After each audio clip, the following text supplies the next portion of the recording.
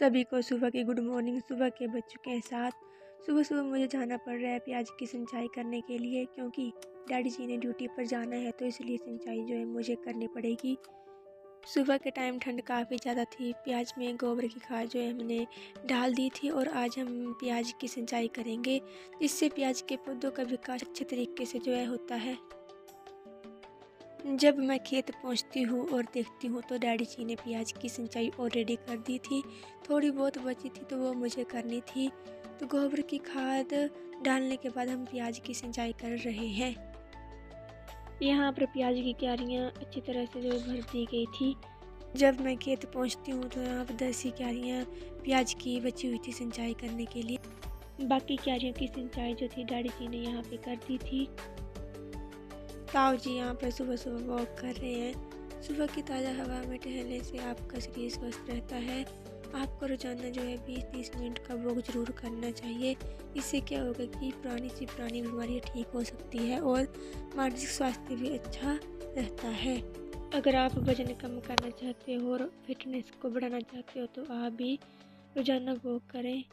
तो यहाँ पे मेरे ताऊ जी वॉक करके आ चुके हैं। तो यहाँ पे हमने लगाए हैं हरे मटर और आप सामने का व्यू भी देख सकते हैं। और ये है गेहूं के हरे भरे खेत जो कि आपको दिख रहे होंगे।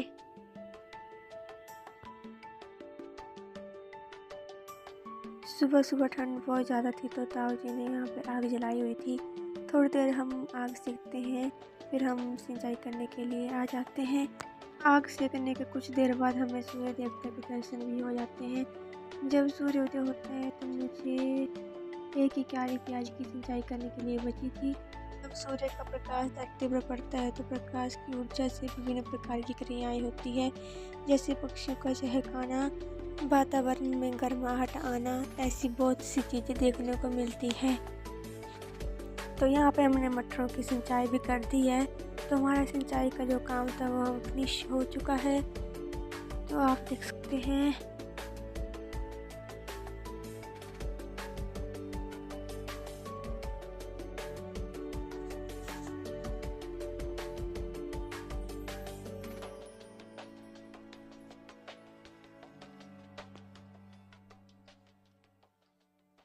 यहाँ पर मम्मी जी गोबर को फेंकने के लिए चले हुए हैं और मैं जा रही हूँ घर को। तो यहाँ पर आपको देखने को मिलेगी स्थानीय लोगों के घर और साथ में हमारे यहाँ के जो रास्ते हैं वो भी आप देख सकते हैं। तो गाइस मैं पहुँच चुकी हूँ घर। तो अब मैं करूँगी सुबह का नाश्ता। सुबह के नाश्ते में बन चुका है मक्की की रोटी और साथ में मोगरे की सब्जी। तो आप देख सकते हैं। सुबह का नाश्ता करने के बाद मैं चल पड़ती हूँ लकड़ियाँ लाने। तो यहाँ पर मम्मी जी और ताई जी मेरे से पहले लकड़ियाँ लाने पहुँच चुके थे।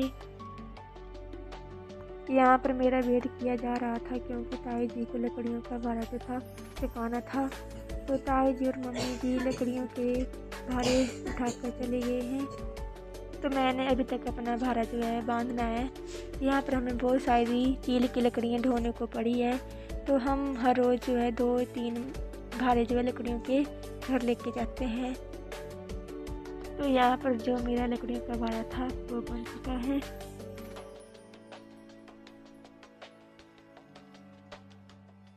जब मैं लकड़ियों का भारा लेकर घर पहुँचती हूँ तो यहाँ पर अम्मा जी बहुत सुंदर सुंदर गोटुओं को धूप में बैठकर बना रहे थे। यहाँ अम्मा जी ने बहुत बड़े बड़े गोटू धूप में सुखाने को रखे हुए हैं।